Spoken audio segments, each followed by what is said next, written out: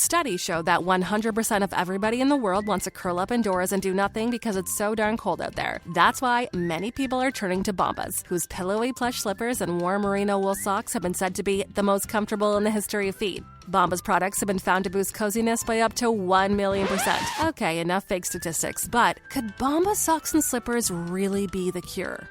Go to bombas.com/audio and use code AUDIO for 20% off your first purchase. That's BOMBAS.com and use code AUDIO. AI agents are everywhere, automating tasks and making decisions at machine speed. But agents make mistakes. Just one rogue agent can do big damage before you even notice. Rubrik Agent Cloud is the only platform that helps you monitor agents, set guardrails, and rewind mistakes, so you can unleash agents, not risk. Accelerate your AI transformation at Rubrik.com. That's RUBRIK.com. Welcome to episode 218 of Sports Management Podcast. Today's guest is Luis Fernando Ramirez, the CEO of National Padel League, NPL. We spoke about juggling being CEO of NPL with commercial responsibilities for Bull Padel, Padel's potential in the US, challenges and opportunities for Padel, the importance of digital broadcasting and streaming, and much more. Luis Fernando Ramirez, welcome to Sports Management Podcast. Thank you, Marcus, for having me. I'm super excited to chat and talk sports. Always fun. Definitely. So you are the CEO of National Padel League. Can you tell us a little bit about this venture? That is correct. Well, the National Padel League was originally founded in 2021 on the beginnings of the growing of paddle in the United States. And I take you back to the history on where it was there. Paddle in the United States grew from Miami as a base. We had probably 10 clubs over the entire nation. Half were here in Miami by when the NPL started or was created. And it has been evolving more in the niche of Miami. And 4 months ago, they reached out to me in order to try and do a relaunch of the brand of the NPL and try to reach out on the entire nation, so on a nationwide basis. Just to give you a quick jump from that moment that I told you there were probably 10 clubs around the entire nation in 2020, 2019. Today we have more than 170 distributed in different regions and different cities throughout the United States. And the NPL was formed to try and connect that community. So our mission is to build the largest team setup amateur league in the United States. And for that, we developed a partnership, which we call an endorsement, but it's truly a partnership with the United States Padel Association, the governing body of paddle in the United States. So we have the backing of them, and we are trying to help them, add more members towards the organization and being that phase of team setup paddle for the amateur people. So you mentioned it's an amateur league. So what does that mean exactly? Well, so obviously paddle is divided between levels, right? So you have people from all ages that are participating, and the United States has a well-established tour for the competitive players. So for the people that are chasing money, points, and trying for that dream to become professional. And there was an absence for the amateur that's just starting or just wants to compete on a more friendly level, but also competing and towards a goal. So that's the mission. Well, or our goal is to attract as many amateurs as possible. And we are divided in 7 categories within the different levels that we offer. So we have 4 categories for men that go from the beginner level to the advanced level, as we call it, which is basically the last step before being a professional. And then in the women's is similar, but we only have 3 levels. So beginners, intermediates, and advanced. That's basically why I call it the amateur paddle league. And it's that. It's a way for all type of people to have fun and feel an experience of a competition with your friends against other people, and have the option to win your city, then advance to regionals, and then advance to nationals. Interesting. So is the idea to have like a kind of a grassroots and to have amateur players play, or is it also to feed players that will go to be professional later on?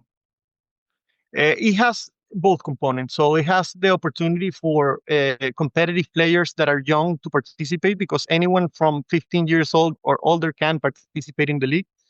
And it has the component for the older people, or the people that just play on a three times a week level, to have some sort of a year-round competition that you're going to be set up playing against people from your level. So the way paddle right now is being played, mostly when you are an amateur that don't go into the USPA tour, or actually travel to play tournaments, is that you go and play with your friends and against your friends, right? You book a court and you make it happen. Now this is an opportunity to do basically the same, but instead of going and playing with your friends, you are together against other teams from the city, and it has that component of competition, but still on a friendly basis.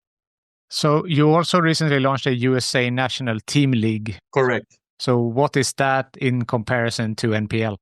So I'll explain you. And the NPL, when I came in, was set up as one league, the National Paddle League, and we restructured the company in three business units. So now we have the USA Team League, which is the one that I have been mentioning, that's going in 42 cities at the same time, divided into 6 regions. So that one is the one that has the endorsement of the USPA, and we are in partnership with them making it happen.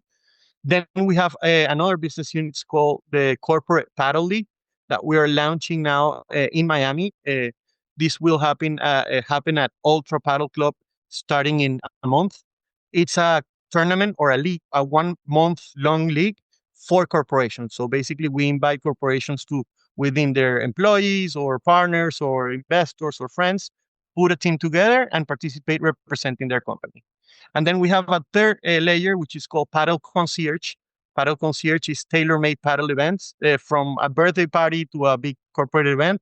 We make it, and depending on the budget and on the needs, we make it happen for corporations. So we have the 3 business units running. Obviously, our biggest product right now is the USA Team League, and the one that we're focusing our minds the most. We are a lean team. PL, since I started, we were 3 people at the beginning. Now we are 15 in total. So in 4 months, we have had some growth, but it takes a lot of hard work and a lot of people to make what we're trying to do happen. I understand that. So how does NPL position itself, regards to the other league? There is the World Padel Tour. There's also some more professional tours in the US. So where do you see NPL in this infrastructure? Yeah, no. So we don't compete with the professional tours. The main difference basically is that they have prize money within what they offer in the rewards, basically. So we are focusing more, and in the United States there is a big league in tennis in the USTA that does something similar to what we're launching. So that's the vision that we're trying to achieve. So a big community of paddle enthusiasts from all levels that are connected within the United States. Then on a longer mission would be to try and connect Latin America as well. Being Miami, the capital of Latin America, it just makes sense. And we have had already some connections with other countries. But since we are in a young stage, we are trying to achieve it first here in the States, and then look beyond. You mentioned that might be some expansion there, and it's called National Padel League. And US is a big country, right? 330 million, 50 states. You mentioned there is 110 paddle clubs, something today? No, over 160 probably. We already touched the 600 courts built in the United States. Infrastructure, Marcus, as we're talking, it's being built. The pipeline probably has the double of the ones that are already in place. Some in the beginning stage, some are in construction permit stage, some are already about to open. But that's a good part of the industry here. It feels like the momentum is extremely hot. So that's why I thought it made sense now to give it a try for the league. And since we opened registrations a month and a half ago, and we were expecting to have anywhere from 500 to 600 players sign up. Tomorrow is the last day to sign up, and we already have 1,500 players nationwide that signed up, over 100 teams. So, the demand and the appetite for something like this was there. And also tells you that the people are, attracted to paddle everywhere. Because if you see the distribution, you can see it that it didn't just happen in Miami, it's happening everywhere. it talks great about the way the sport is heading and the industry is heading in the States. So I think you said 600 courts. I mean, I think Sweden has that number built and we are 10 million people. So with that said, huge potential in the US, right, to grow more. So where do you see, like, I know that you said that Miami is like the hub for paddle right now. I know that in New York, they have some nice courts built as well. But where in the US do you see the potential for growing? Well, and I am boots in the ground as I tell you, because I part of being in a young industry requires being wearing many hats. So I'm the CEO of NPL, but I also run the commercial side of Bull Padel, which probably you know the brand, in the East Coast of the United States. So the East Coast of the United States where it first happened, the growth exponentially. But now you're seeing in the Southwest and in the West a lot of growth. So if we talk California, many cities in California are popping up clubs right now. Arizona just catching up. It has 3 clubs and it's a great hub for paddle. So I see some growth in the West Coast happening next year fast. But I also see many country clubs, which have been historically the place for racket sports in the United States, adding courts. And I think that's the next big step that is already happening. So you'll see that next year, the West Coast is going to catch up in terms of building clubs from scratch, but also country clubs from all around the country will start adding 1, 2, 3 courts to their program. And that's going to help us, get some grassroots, especially juniors. That's something that's lacking right now. I think worldwide, obviously, it's kind of similar, but that's the next step. And then the obvious and I think normal step would be to get into the real estate. So that's something that people are working on, meaning getting into these condominiums as an amenity or getting into hotels as an amenity also for clients. I think that's the next also step, especially in places where racket sports are already being played, which is many parts in the United States. Yeah, definitely. I mean, tennis is big, pickleball is big. Do you see that as a threat, as a competition, or do you think that it can help paddle? I come from my history. I come from tennis, so that's how I got to the United States in a tennis scholarship. I played Division One, so I Division One tennis, and then professional tennis, which was what led me to be a citizen. At the end of the day, I got a green card for special talent. So I tell you this because I understand the process that tennis and the reach that they have. But also, I have been in the process of how tennis has evolved here in the States, and many companies now call it everything racket sports industry, and I think that's a trend, right? I think we're all on the same wagon. We're helping each other. We have definitely supported sport participation within the sports because now you made it easier for some people to participate. If you want to just play pickle, halfway would be the paddle, and then the extreme is tennis. But now you have many options that look cool that many people are doing, and I think it's just going to continue to help each other. So talking about scaling the league, I know that like venues is a big part. Like I know when we were talking about paddle in New York, that it's very expensive with real estate, and it's some places hard to find the space. So what other challenges do you see in scaling? So that's a great point, right? Because the way I like to call the league or division is we're trying to democratize the way paddle is played. So you as a player, you don't come or you don't participate in the league because a club puts you in. You as a captain can register a team and choose where you're going to play, right? So if you're in New York, you can definitely choose the cheapest club to play at, and that will be your host team, your host club. But if you want to pay the best club available, you can choose also that one. So I think as infrastructure growth, more spaces that are affordable will start to pop up. And with that said, I think how we scale, we have a mission or our goal is to double the amount of cities we already launched in this season. So by 2026, the idea is to be touching at least 70 to 80 cities in the United States within the league. And that trend most likely will continue, not just in host clubs that are the main partner, I like to call them, because basically I'm relying on them a lot on using their communities and using their sites as basically sites for the NPL, but it will continue to grow. So we will grow in terms of clubs that we're participating in, participants that will be part of the league, and obviously the cities. It's a natural growth of the. Yeah, definitely. Another way to grow awareness in the league is through like broadcasting, streaming, and content. So, how do you see your strategy with regards to these aspects? So right now, I am trying to, for this first season, which is obviously, the roughest one and the toughest one to accomplish. We are trying to have in every regional streaming live of at least 2 or 3 courts, right? We're also going to generate a lot of content on site, and we'll have activations with different sponsors that we have. And that's for this season. I envision that nationals will be broadcasted live, also either through YouTube or one of the different medias that are available, but most likely YouTube. And it will be a way to start. I definitely think that content and creating live streams and having the people everywhere available to see what you're producing, it's the key component to getting sponsors and to making it more profitable. So we are going to focus on that a lot. Yeah. And I mean, looking forward, where do you see this in 3, 5 years in terms of like the structure of the league, how far it has grown, and what's your vision for the coming years? I like to say that it's hard to predict on something that has no track record. So we're creating something, right? It's basically you're creating history, obviously being humble as you can, but you're creating history. So my vision to this is that each and every region has its own structure.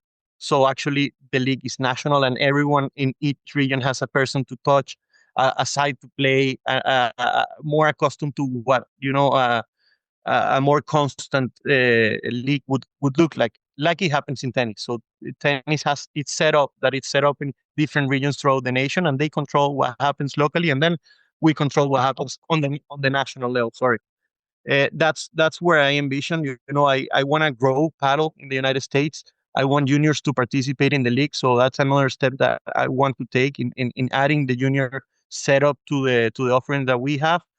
And that's what we're working on. We're working on in 5 years being, the face of team play in the United States, and by that being a hand to the USPA and adding a lot of members to their ecosystem that it's much needed. So you mentioned in the beginning when we were speaking here that you came in here a couple of years ago and with the intent to grow the awareness and to grow NPL. Why are you the right person for this job? Why did they reach out to you? What's your background? No, yeah, and I'll clarify. I came to NPL as the CEO 4 months ago. The company was running before by the other group, but I started. I did a master's in sport administration in the University of Miami as soon as I quit or finished my tennis career, and from there I started working in wealth management for 4 years here in Miami. Was running a tennis academy that was pretty successful and on the side. And I met Paddle 4 years ago. And as soon as I met Paddle, basically my life started transforming. I didn't want it to be like that, but it happened naturally. And I started first by competing in the USPA, got pretty high in the rankings. It wasn't as hard at the moment because there were not many competitive players here. So I saw an opportunity and I started volunteering my time and work towards the USPA. I got on different committees and helped them by building a right structure for tournaments in the individual sides. Then after a year, I had the opportunity to jump on the national team committee, and they appointed me as the head coach of the men's national team, which I did for 3 years. And that's where life actually changed because I got to live the entire process of being in Pan American Games, in qualifiers for the World Championship last year in Doha. We went to the World Championships with the men's team. We finished in the 13th place for the USA, beating teams like Mexico and Paraguay. That's after analyzing everything and seeing what was happening there and the amount of people that came to me during the World Championships to ask how to invest in the United States, the opportunities, etc. That's when I took the step and said, I'm going to stop doing what I'm doing and I'm going to focus full time in paddle. And here I am today, 24/7 working on paddle. And I see, a big opportunity and a big uh, positive trend because every day you see more investment coming in from overseas, different groups popping up, and now you have investment funds focusing on paddle just in the United States. So that's where we are right now.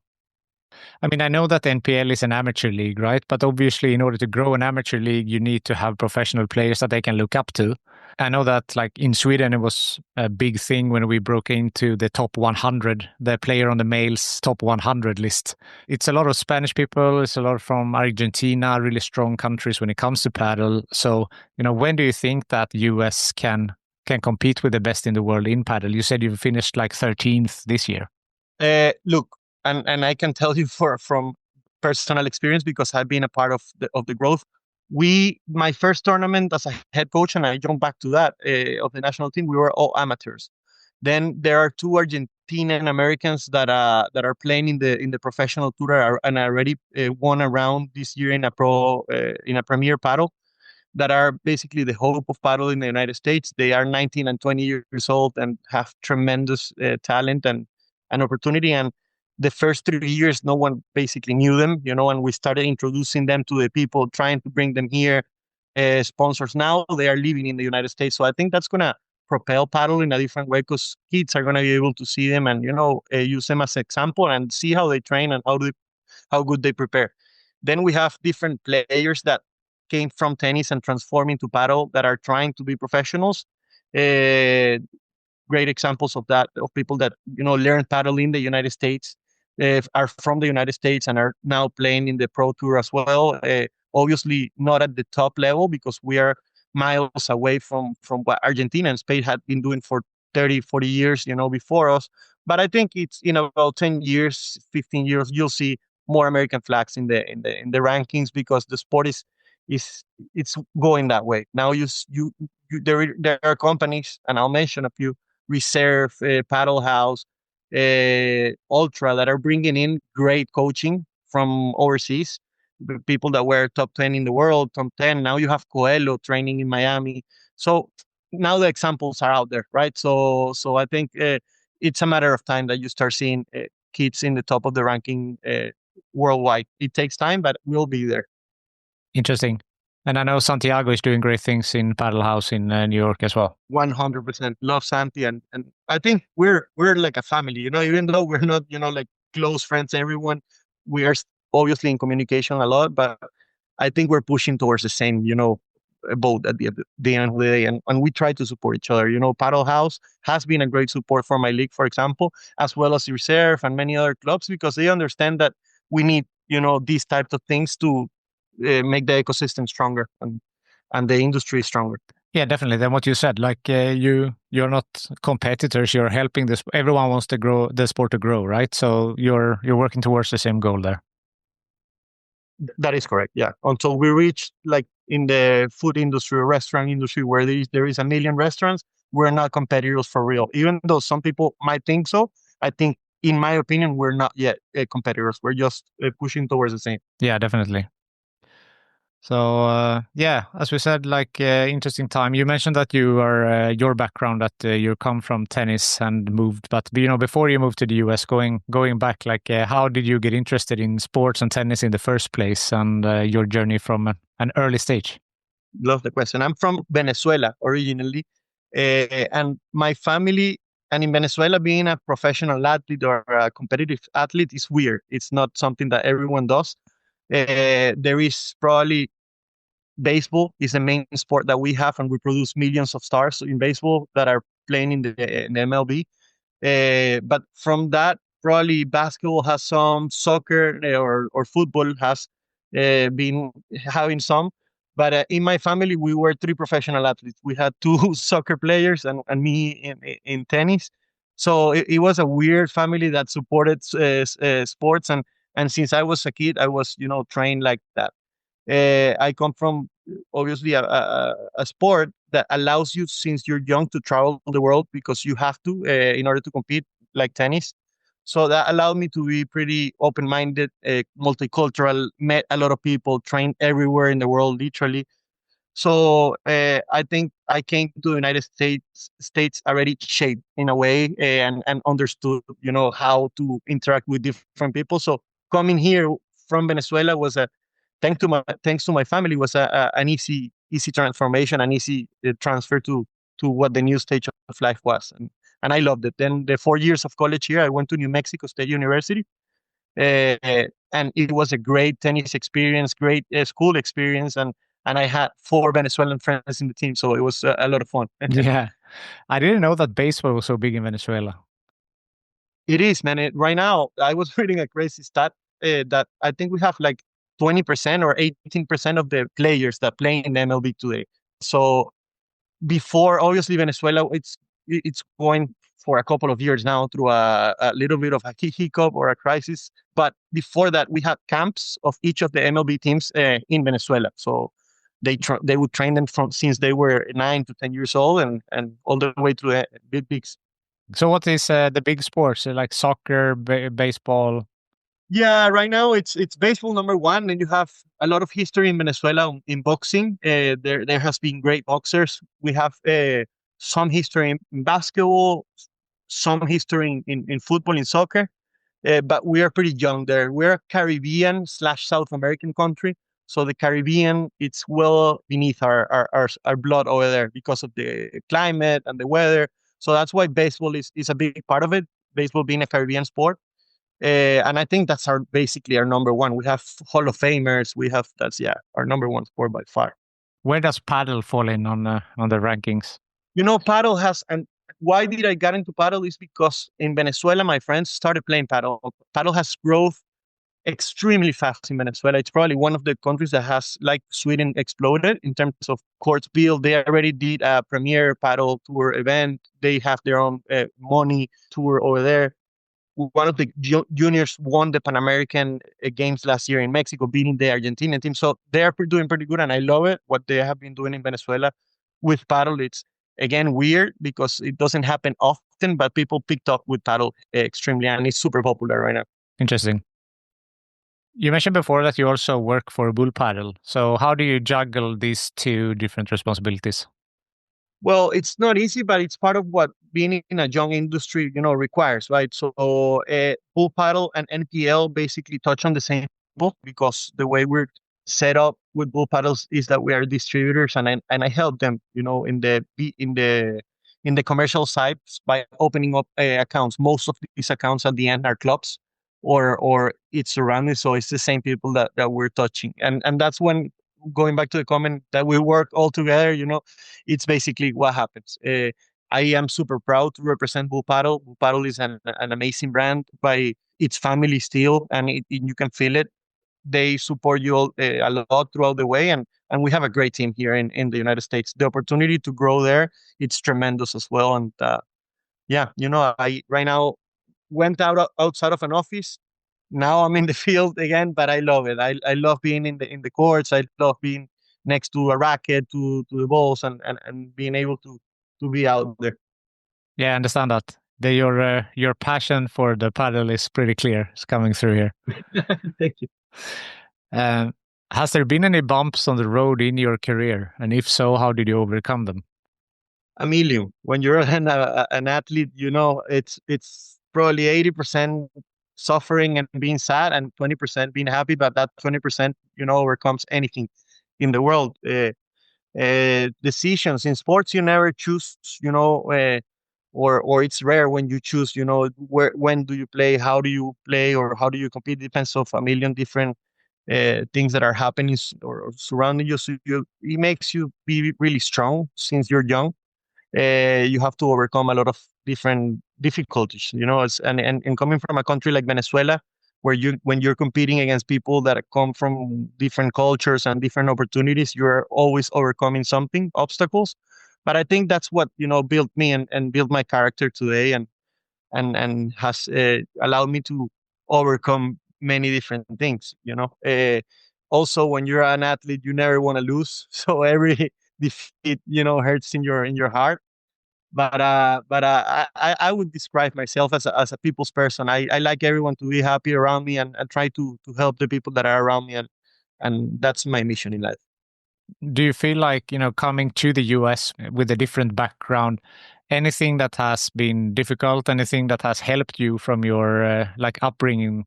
Well, I think the most difficult part is you missing your family, right? You left away something that's within your heart. Every day you think of them. My father, my mom, my family overall. They live in Venezuela mostly, So not being able to be, every moment with them, birthdays and special moments is extremely tough. And it still is after 15 years that I left, every day is still tough. So that's the number one. But then adapting to the United States for me was extremely easy. I probably speaking the language was the hardest part at the beginning, but I took it off pretty fast. And then after that, I adapted extremely well to the culture. I love the American people. Now I'm proudly a citizen of the United States. I represent the United States overseas, and I love it here. I think the opportunities to grow if you work hard and are committed and humble, they're unlimited. So you can create your way and you can shape it as you can and as you want because there is that opportunity. So I'm blessed to be here. But obviously, it's you never leave your roots, right? Your roots are what built you, and hopefully one day I can go back with everyone over there. That you mentioned the language was hard. Did you speak like any English, or did you learn like you just learned more when you got over? I thought I speak English until I got into my first economic class, and then I said, "Oh, I think I need to review the books." But yeah, it takes time. It takes a lot of talking to people and losing the fear of talking to people and making mistakes. It takes time, but after one semester, you're there. You understand, and you're able to communicate, and then you start, improving throughout the years. It's still a learning process. Yeah, for sure. It's the same with myself. It's when you're not a native speaker, you can always be better, right? And that's 100%. Yeah. As someone now, you're a CEO, you have experience in this field for quite some time. For young people who wants to pursue a career in sports, what would be some advice that you have for them?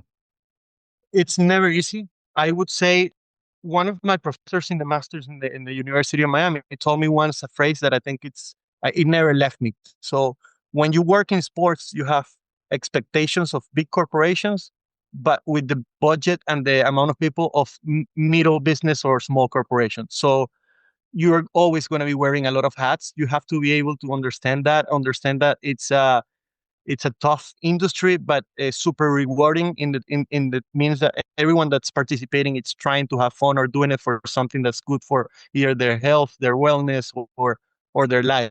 So you transform lives when you participate in the sports industry. You help people live better lives, and if you enjoy it, obviously it's demanding. It's weird hours. You don't work 9 to 5 usually. You work different hours a day, but if you love it, you're gonna have fun. So I would recommend for people to prepare to study. It's not a place where you can just land a job super easy. You have to have a competitive edge and have to have a background. So you need to prepare yourself to be out there. It's competitive, but you're gonna have fun. So if that's your dream, don't hesitate. Both you and me has studied, like gone to uni before, but not everyone maybe feels like they want to take that path and they work more. Do you think that that's something that you have to do, or is not really necessary? I think I'm not the owner of the truth, or no, or don't know. There is cases both ways. I think there is people that never grab a book and are extremely successful, and there is people that didn't prepare and at the end of the day, didn't become as successful as they could. I think it never hurts to prepare yourself. It never hurts to go out there and study and be better. It's going to help you not just for the sports industry, but for your life. So I would recommend everyone to go out there and do a master's if he can, if it's something that it's within his reach, and study, prepare yourself. Right now, we have many tools out there to help ourselves and be better. The sport industry, as any other industry, requires continue to be evolving, to continue to be knowing new tools, tools that are going to get you, to a better place. And right now, by running a company like NPL, it's like that. You need to adapt and learn different things because we have been developing a software, but also reaching out to clubs, but also negotiating contracts. So if you don't know this type of things, you might be amazing at a sport, but if you don't know how to do these things, you won't be successful. So you need to prepare yourself. Yeah.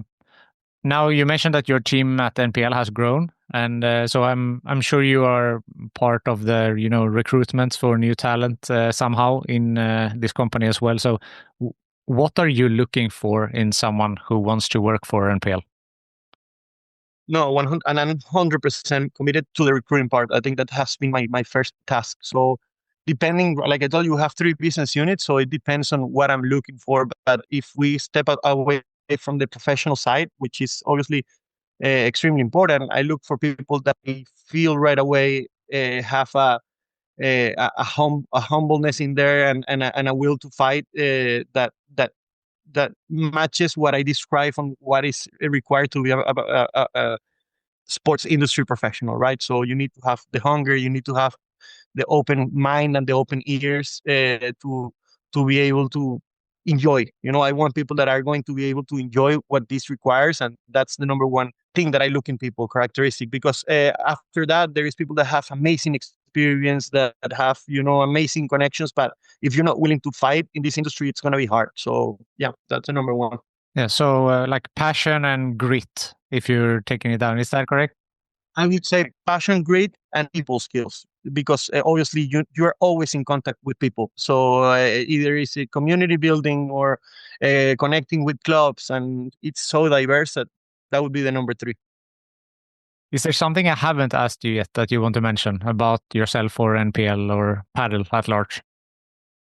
No, I think it would be nice to I don't know if I can, to thank the sponsors of the league. I'm thankful with Delta Airlines to supporting the league, because it's a league that it's just relaunching, and having a national brand being behind us, gives us that trust that we need to make it look like it's actually back up and to continue the growth. I think that's important. NPL, and I'll tell you another thing, that NPL is part of a bigger fund called Racket 360. So it's one of the verticals that they have. This fund invests in the entire ecosystem of paddle. So we build clubs called Racket Social Club. We have a web ecosystem or a web store called Racket Central. The biggest racket industry conference called Racket X, and National Paddle League is the last vertical. Each with their head, each with the team, each doing extremely well. So this is why I joined NPL in the first place, because I felt like we were backed up and we were actually a team working towards the same. So I wanted to also say that there. Yeah, of course. And Racket X has been on the podcast as well, and I know that's an important event in the paddle community. It is. It helps us connect, and again, people love it, and NPL, the nationals will happen at Racket X next year. So that's how integrated we are, and that's the idea, to have different hats within the ecosystem and try to fit from each other. So who's running the Paddle 360? There is a group of investors, and the CEO is called Emiliano Abramson, a great guy, also a startup founder, and had some good exits in the technology side and education side. And his Argentinian background, have been living in Miami for a while, and now he's invested into paddle 100%. He has been a extremely helpful mentor since we started this relaunch, and he's working hard with us. We have a great group of investors behind us, but he's the more visible one, the one that's out there, at least in my end, helping me with NPL. That's great to hear. And it's exciting times for paddle in the US and the world as well. It is. How is Sweden looking? I would say that we talked about it a lot here on this podcast, but obviously a huge boom during COVID. They were popping up courts basically every single day, it felt like. And then after 2 years, it dipped kind of hard. And those clubs that they hadn't really invested in the whole had it happened. Yeah, they only they took an abandoned warehouse, they opened a paddle court, and that was it. They didn't survive afterwards. But the clubs that they really invested in, like a nice location, they had trainers and courses, and they saw the whole picture. They were doing pretty well. So now I feel like it has bounced back a little bit. I talked to a friend of mine the other day that said that Now it's difficult again to get courts, because in the beginning you had to wait. They released the times 2 weeks ahead, and you had to be on midnight, basically 2 weeks before, in order to get the time you wanted. Yeah, and now it starts to get back again to like that the court's being busy. So I feel like it's bouncing back, and it's in a good place. Good to hear. We're going through that 2-year period. After 2 years, many people open padel clubs thinking this is a McDonald's or a Starbucks that you're opening up, and it's extremely opposite to that. It's extremely, community builder. You need human presence there, and it takes time. It's not a 1-year exit. It takes time. So it's a normal process, and people like Santi, for example, do a great job in doing it the right way, and I think that's what we need. Agreed. Before we sign off here, I like to end on a networking question. So who from your network do you think would be a good guest on this podcast? From my network, I think Emiliano would be a great guest. So the CEO of Bracket 360, I think he's a great guest. And then a player, one of the national team guys, one of the, that has been trying to either a man or a woman that has been representing the States and doing that. Number 3, I can get you on USPA, one of the board members or one of those that are controlling the governing side of the USA. I can help you with that. Yeah. That would be fantastic. 3 great suggestions there. Appreciate it. Luis, it's been a pleasure talking to you. Thank you so much to taking the time to join Sports Management Podcast. Appreciate you, Marcus, for the time and love to be here. Thank you for listening to the Sports Management Podcast. Please hit the follow or subscribe button on your podcast app so you don't miss out on any upcoming episodes. If you want to get in contact with me, send an email to sportsmpodcast@gmail.com, connect with me on LinkedIn, or follow the podcast on Instagram, X, and Facebook @SportsM Podcast.